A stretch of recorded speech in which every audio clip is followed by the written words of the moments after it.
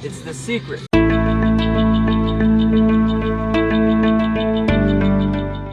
See, because what he's doing, he's got a grant from the Blue Tape Company, 3M. 3M. It's promotional blue tape. I don't buy this. And actually, I do have the 3M logo on my rocket, so. Yeah, look at it. So you put it at the top and the bottom. You don't put it in the middle. Huh? I do put it in the middle. You do put it in the middle. I do put it in the middle. And is there a specific type of blue tape you use? Yeah, the one that has the 14-day removal policy. Because I'm going to get in there and I'm going to actually remove this tape for reuse. For reuse? Yeah, you know. So basically... Oh, so you don't put tape in the gaps then either? No, I don't. I just want to keep it as tight to the liner as I can. And they're just a little loose if you don't put some tape around them. And then this guy goes... Oh, so you don't actually tape them together? No, I'm not taping them together. If I tape them together, I'm not sure what happens. I don't want it to.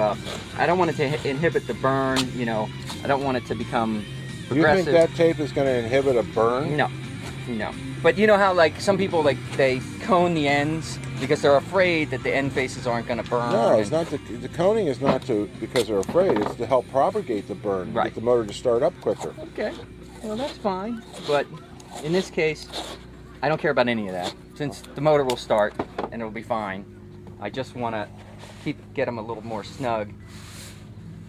Is that snug enough? Yeah, that's fine. Well, what's with the super loop then? If you don't.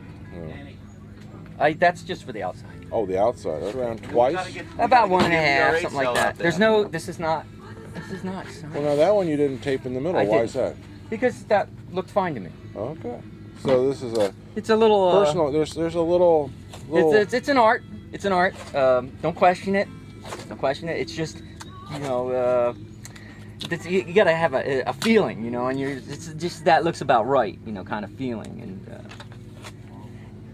I used to have a set of casting tubes that were really, really thin.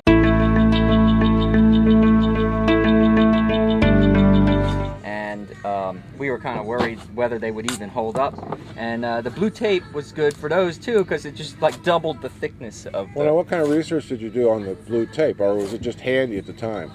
What happened was I was flying some rockets, same size, same formulas, and a lot of times we would get some pops, you know, during the burn. Yeah. And we were trying to think about what was causing that. And I talked to Dr. John Ritz, which was, of course, the first problem. And I said, well, can I put something around the grains, you know, maybe some blue tape or something like that to make them fit, just in case there's something getting back around the back side that's causing problems, you know, to cause the casting tubes to maybe like sort of disintegrate and want to spit out. And he said, yeah, that's fine. You can try that. And every motor that I've done after that has been much smoother, you know, much less in the way of popping and stuff during the burn. Of course, this one's probably going to sound like fireworks when it goes off. But, well, let's hope not. Yeah, but because otherwise, this tape is all for naught. Right. You know, I burned, let's say 2 or 3 of these larger motors in the 6,000 motors. So rather than the Rue Goldberg, this is the Dan Goldberg way of putting motors together? It's the Ritz Goldberg plan, so I can share the blame. So Ritz actually had more to do with it than you did? Yeah, I wouldn't have done it unless I asked someone whether or not it was like completely, you know, insane. Like, you know, maybe if he had said something like, for the love of God, never put blue tape in your motor, then probably wouldn't have done it.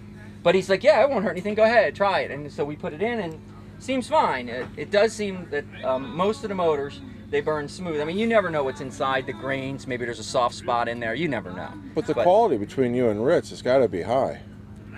So that doesn't happen. And you weigh them. We weigh them just... So you know that they're dead on when you weigh them. We weigh them to check the density. And we also weigh them because then I can put the data in the ARTS, and then it'll tell me what it is. Oh, so this is like an M2500.